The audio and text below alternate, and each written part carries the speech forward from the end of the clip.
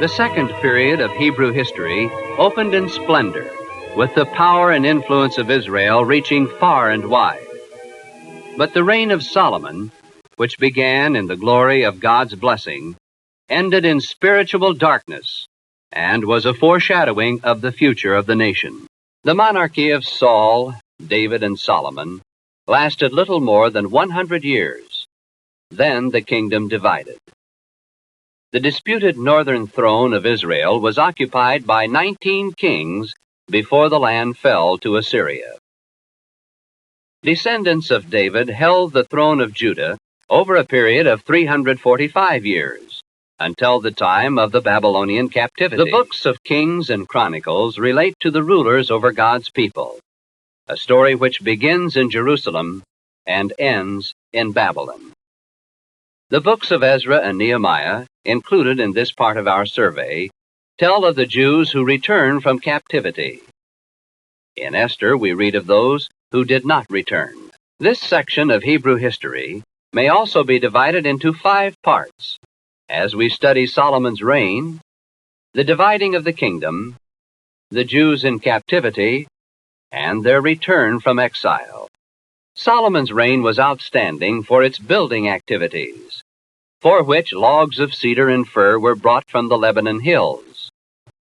Thousands of Canaanites and Phoenicians were employed in building the temple, Solomon's palace, the Hall of Pillars, and the Court of Justice in Jerusalem. Solomon built up a vast trade empire. On the caravan routes, he built store cities: Tadmor in the Syrian desert, Baalgad in the Lebanon valley, Gezer in the west. Ships for sea trade and smelters for copper were built at Ezion-Geber on the Red Sea. From the spice kingdoms of southern Arabia, the Queen of Sheba came to visit Solomon at Jerusalem. Anxious to keep on friendly terms, she brought rich gifts for their trade talks. Recent archaeological discoveries indicate that Sheba was a rich and prosperous land, but its wealthy queen was overwhelmed by the splendor of Solomon's court. In 1 Kings 8, we read that God's glory filled the temple Solomon built for the ark of the Lord. Yet within 10 years, he was building shrines for the pagan gods of neighboring peoples. Solomon's heart was turned away from the one true God, and his reign ended in religious confusion and political unrest. In a dramatic object lesson, the prophet Ahijah ripped a new cloak into 12 pieces and gave 10 to a young warrior named Jeroboam. The kingdom would be split, the prophet said, the northern tribes choosing Jeroboam as their king, and Solomon's son Rehoboam continuing as king of Judah and Benjamin. Henceforth, the northern kingdom only was called Israel, and eventually its capital was established at Samaria. During Israel's 209 years, there were 9 dynasties and 19 kings, not one of whom was dedicated to serving the Lord Jehovah. Jeroboam, the first king, set up golden calves at Dan and Bethel to take the place of Jerusalem as centers of worship. In the Bible record, a brief descriptive sentence is usually linked with the name of Jeroboam. He was the man who made Israel to sin. In spite of their idolatry and sin, the northern tribes were not left without a moral and spiritual witness, a prophet from God. First there was Elijah, who stood up against Ahab and demonstrated God's power over the idolatrous systems of Baal. He was followed by Elisha, Amos, and Hosea. One of archaeology's most interesting treasures is the Black Obelisk. On it is portrayed Israel's 10th king, Jehu, prostrate before Shalmaneser, king of Assyria. The obelisk also pictures the rich tribute Jehu had brought as insurance against Assyrian invasion. For a time, the cruel and greedy Assyrians were content with tribute. The Lord was gracious unto them, and had compassion on them, because of his covenant with Abraham, Isaac, and Jacob. and would not destroy them, neither cast he them from his presence as yet. Yes, God was patient, even with the nation of Israel, when they turned their backs on him to serve idols. But at last, the judgment fell. First Shalmaneser, then Sargon II waged war against Israel. Sargon recorded his deed on the walls of his palace in Assyria. I besieged and conquered Samaria, led away as booty 27,290 inhabitants of it. Former kings had exacted tribute. Sargon took the people themselves. The story is told in 2 Kings 17, together with a long, sad record of the sins which brought about Israel's downfall. The Assyrian king had an effective method of subduing conquered nations which he applied to Israel with great success. The Israelites were taken to other parts of the empire, and captives from other conquered countries were brought to Samaria. In this way, Sargon broke down nationalistic fervor which might lead to rebellion. The beautiful city of Samaria, in the heart of Israel, and the rich country round about were occupied by aliens. The king of Assyria demanded that the new residents be instructed in Israel's religion, but they were never accepted by the people of Judah. We read in New Testament times, the Jews had no dealings with the Samaritans. Much of the historical material given in Kings is repeated in Chronicles, believed to have been written by Ezra many years later. While the two books of Kings are occupied with kings and their thrones, the two books of Chronicles are written from a priestly viewpoint with details of the temple and its religious ceremonial. In accordance with God's promise, David's dynasty was maintained, although the kings who ruled over the land of Judah for 345 years were good, bad, and indifferent. Outstanding among the good kings were the great reformers, Asa, Jehoshaphat, Hezekiah, and Josiah. Hezekiah was perhaps the greatest king of all, and the prophet Isaiah was very influential during his reign. With God's help, Jerusalem withstood the great armies of Assyria. The strongly fortified city of Lachish, just south of Jerusalem, fell to Sennacherib during siege. According to the records of this Assyrian king, Hezekiah alone did not submit to Sennacherib's forces. God had promised that the invader would not come into Jerusalem, because the Lord himself would defend it. Hezekiah's son Manasseh ascended the throne at the age of 12. His 55-year reign was filled with idolatry.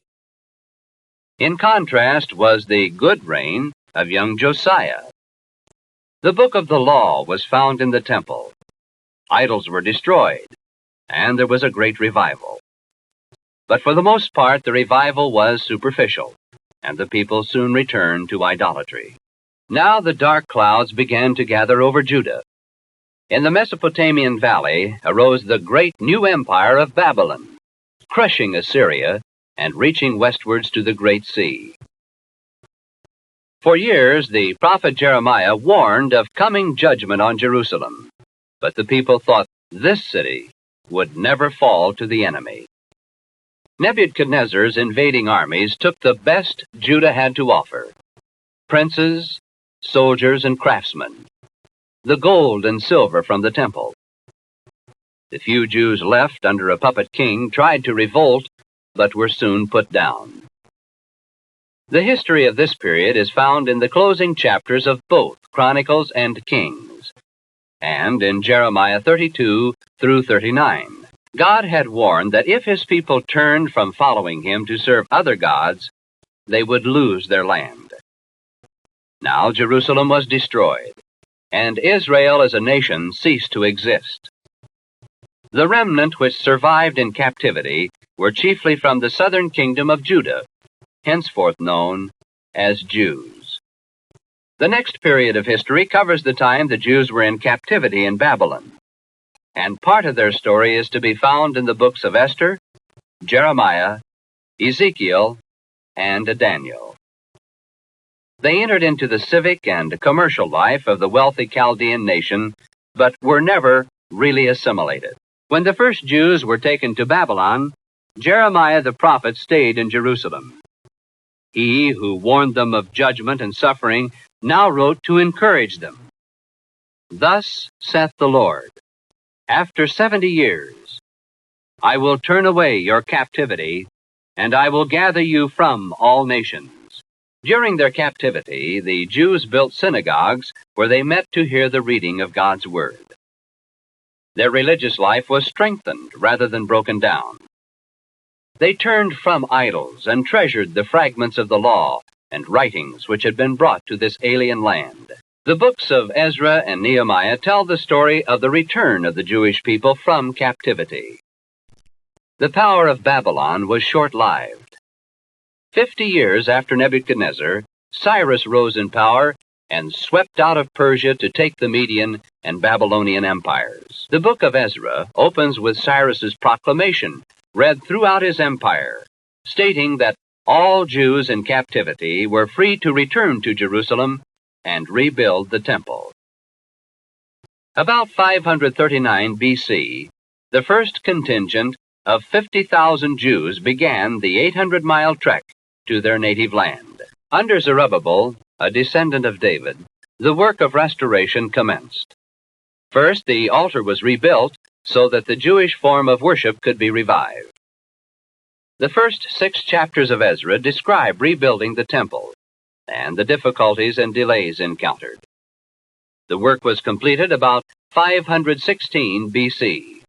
Later, Ezra returned to Jerusalem from Babylon to minister to the people and teach them in the ways of God.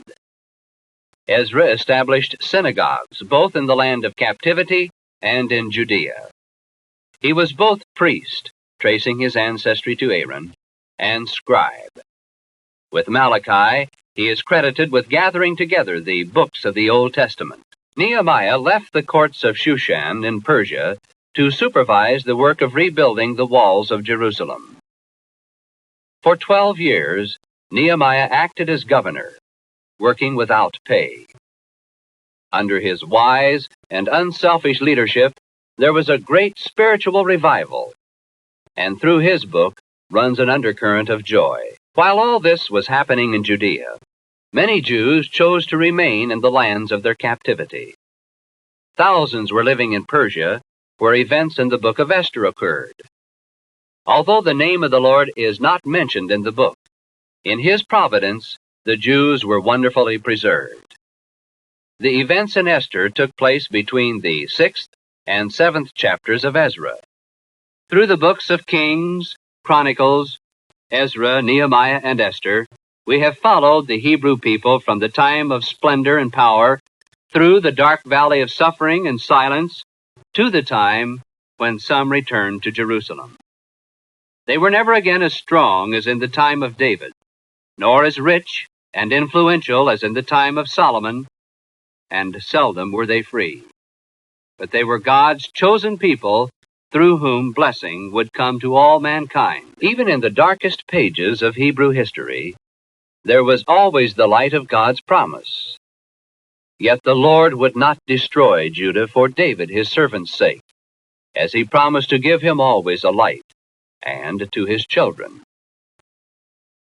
The light was a symbol of the perpetuity of David's house. At one time, the light was almost extinguished when the wicked Queen Athaliah sought to kill all heirs to the throne. For 6 years, little Joash, the sole descendant of David's line, was hidden in the temple. When he was 7 years old, the high priest brought him out, and he sat upon the king's throne. At last, through this royal line, and to the house of Judah, came the light to lighten the Gentiles and the glory of Israel, Christ himself, the light of the world.